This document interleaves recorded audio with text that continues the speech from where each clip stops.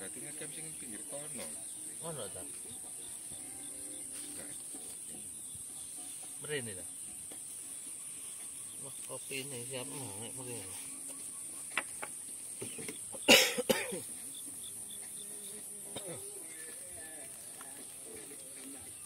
Oh, enggak, Mas. Nggih. Piyambakan, Mas. Nggih, piyambakan.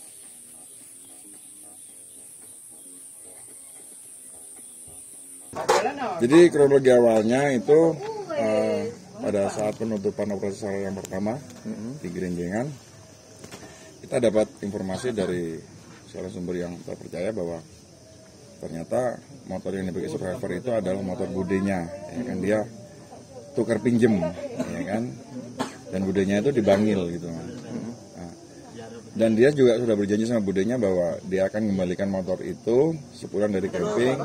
Minggu jam 3 sore udah nyampe Bangil. Nah, berangkat dari info itu kami mengembangkan. Jadi akhirnya ada analisa dari kami di studio tahun bahwa kemungkinan besar survivor ini memang sudah punya rencana turun gitu loh. Setelah dia mencoba naik untuk ke Brawijaya. Kesulitan yang pertama kan kita nggak tahu motif survivor ini naik itu dalam rangka apa, mau kemana dan mau ngapain kan. Tapi dengan info baru itu, wah ini kayaknya survivor mencoba untuk turun gitu loh. Karena dia udah janji apalagi sama budenya. Ini peran motor. Ya udah, analisa kita berubah bahwa hari itu dia ingin turun. Kenapa belum sampai ke teman-temannya ke camping ground? Mungkin dia ada masalah waktu dia turun, ya kan? Udah, kita buka peta, kita analisa, kira-kira seandainya dia turun di ini, bakalan dapat trouble di sini, di sini dan sebagainya. Ya kan? Trouble itu maksudnya bisa jadi dia disorientasi, tersesat, atau dia mengalami accident. Udah, akhirnya kita diskusi dengan teman-teman di Sarsu. Akhirnya kita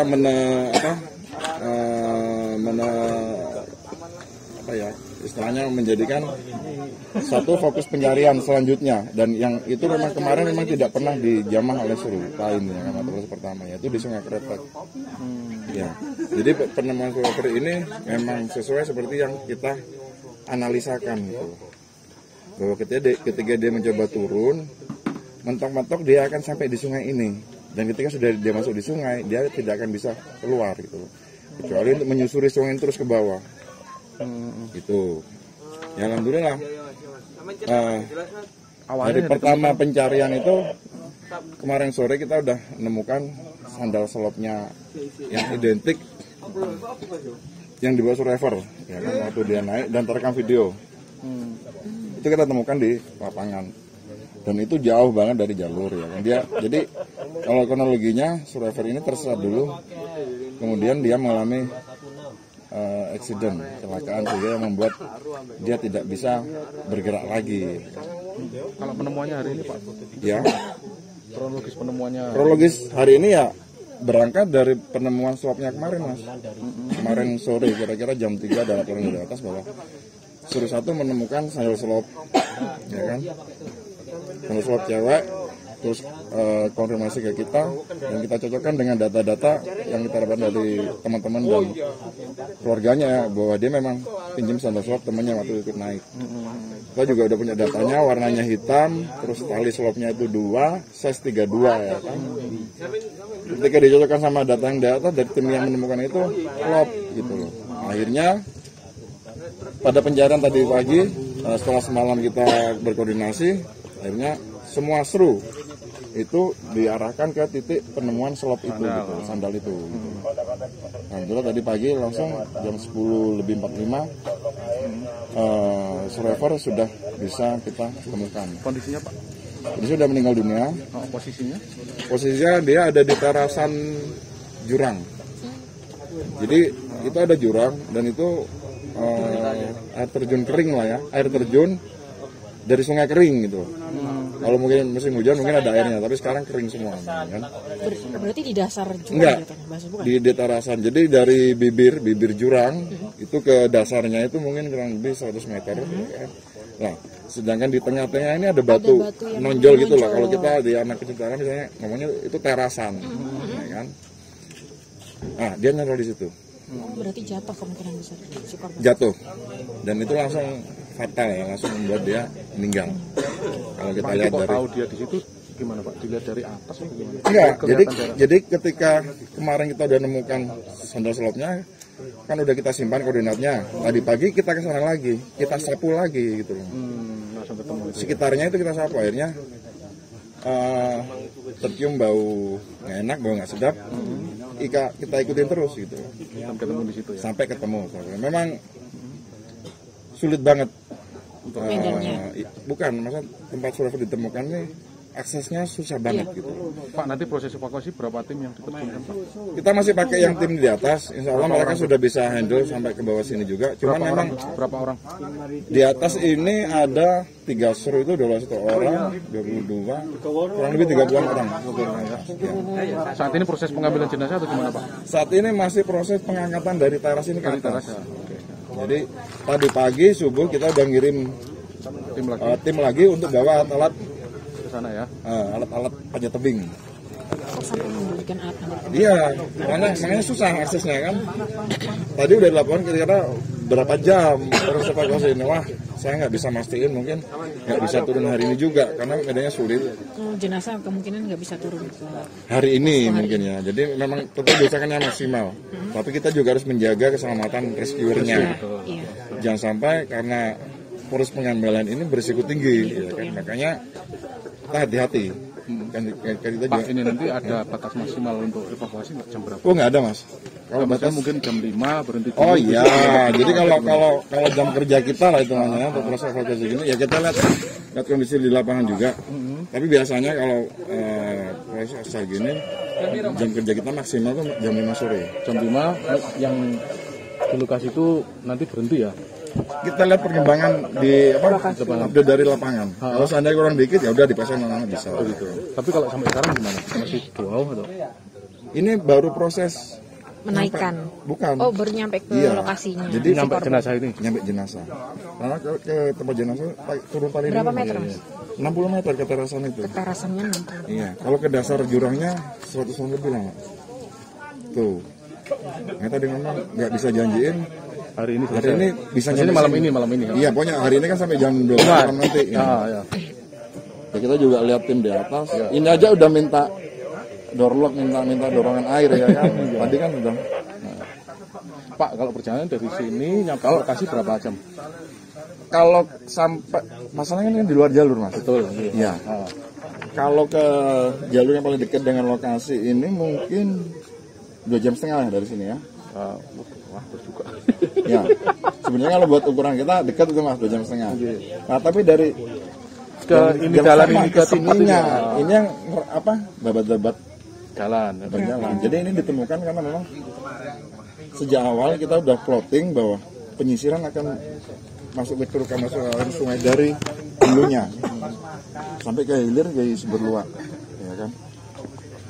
Jadi harus dihabisin namanya. Berarti air terjun sini Mas, kalau hujan deras kelihatan itu garis gitu. Aduh saya nggak tahu, saya nggak pernah naik kota juga. Oh, ya kan. katanya gitu kalau deras. Tapi yang jelas, iya, Pal. Lokasi TKP ini kalau musim hujan daerah terjun temenan. Iya. Iya. Sing biasanya garis iku tok iku. Ya, jadi Kelihatan dari mana? kalau Ini kalau saya tidak pernah melihat dari sini. Cuma kalau kejadian di atas saya pernah mengalami mau menyeberang sungai itu kesulitan. airnya sangat deras sekali. Tapi keto nggak kira-kira? Kelihatan nggak? Kira-kira dari nggak kelihatan. Tak kelihatan. Tersembunyi dia. Iya. Kalau di baliknya Tapi sungainya besar memang, sungai Kretek memang. itu kalau hujan harus nunggu reda dulu, nunggu airnya surut baru bisa. Baru bisa ngambil. Nggak bisa, nggak ada sinyal. Oh, berarti memang kondisi masuknya. Salah satunya ini nggak Pak? Maksudnya signal dari handphone korban nggak sih yang salah satunya bisa menemukan ini?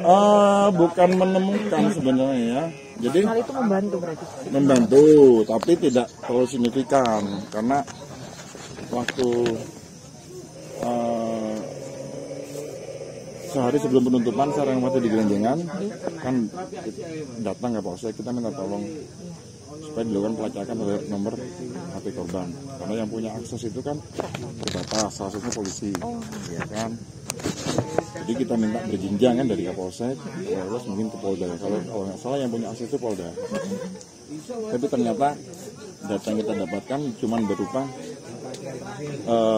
BTS yang last surfing, yang terakhir kali ngirim sinyal ke HP dia itu adalah BTS di Delanggu. Ya masih konferensi ini Mbak. Kalau misalkan dari data BTS itu, BTS mungkin ada di Madiun, nah ini udah kemudian misalnya memang nggak di sini survivor kan, karena ini data primer bukan lagi analisa ya. Oh iya, BTS masih di sini. Kenapa memang belum kan? Karena mungkin kita salah analisa, salah plotting dan sebagainya lah. Tapi alhamdulillah sekarang kan kita udah bisa buktikan bahwa memang di sini. Tapi memang lokasi ini sebenarnya udah sempat disisir nggak? Belum. Berarti memang di luar Jadi gini Mbak, kesulitan yang pertama itu karena kita tidak tahu dan tidak bisa menggali motif sebenarnya survivor apa sih naik ke atas. belum tahu sampai saat ini juga. Ya kalau dia ngomong sama temennya, kan itu kita dapat info banyak. Kita tertolong banget dengan adanya video itu. Iya yang kemarin itu. Iya. Jadinya kita tahu dia jam 5 di sini, jam setengah 6 di sini. Loh, dia arah naik berarti ya kan. Cuman kan dia naik mau kemana dan mau ngapain? Itu coba kita gali terus tapi nggak dapet informasi yang apa yang Alasan dia kenapa? iya. Ketika teman-temannya, nah si survivornya hanya juga pendiam, introvert gitu loh. Iya. Itu bikin susah. Akhirnya ya itu tadi berdasarkan analisa bahwa kayaknya dia memang pengen turun hari itu karena ada janji mengembalikan. Dia sudah bisa berhitung. Saya naik berapa jam, saya harus turun jam berapa, biar jam 3 sore bisa nyampe Bangil. Atau sebelumnya kan dipikirnya naik terus. Analisa paling gampang karena kita nggak tahu motifnya. Anak ini mungkin naik terus. Ada yang ngomong linglung lah, yang dulu sebagainya. Tapi ternyata kan dengan video yang update, yang terbaru. Siapa juga nyaut. Iya, tuh video awalnya kan nggak itu. Video awalnya tuh dikirim sebagai video aja di WA. Jadi terkompres, jadi suaranya nggak kedengaran sama terpotong videonya. Justru di bagian akhir video itulah yang menunjukkan petunjuk jelas. Akhirnya sama tim SAR waktu kemarin di Gerenjengan diminta, tolong kirimkan video itu sebagai dokumen di WA. Full kan? Iya. Tuh, loh, karena sini soalnya ketika dia di video pertama dia terangkat di sini dia nggak ada lanjutannya ini. Sedangkan setelah ini harusnya jalur ada 2 Mbak.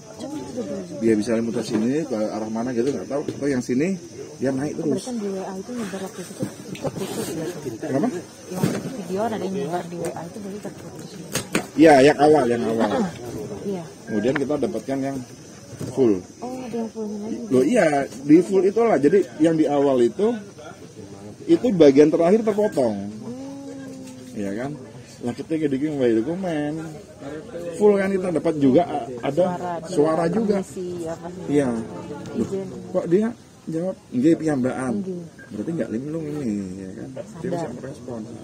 Berarti besar kedugaan dia mengalami kecelakaan kerja atau memang kecelakaan kayaknya. maksudnya 99% kecelakaan. Kalau satu-satunya kan kita nggak tahu, nggak ada di lokasi waktu kejadian. Cuma kali analisa dari di sini lokasinya, kayak gini. Iya, dan dia ditemukannya di terasan. Ya. Masalahnya kan masih banyak orang awam yang mengira ketika seorang pendaki hilang, dia tersesat dan jalan terus. Iya. Jarang yang punya loh.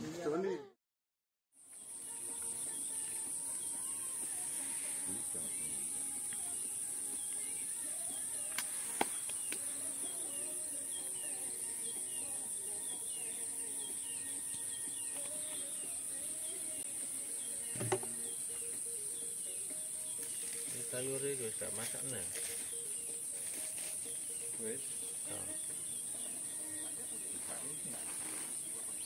Kurangnya mbak.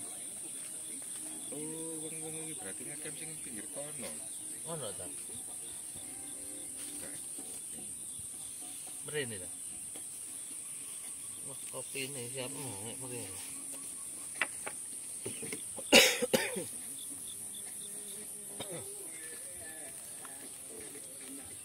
Oh, Mas. Nggih. Piyambakan, Mas. Nggih, piyambakan.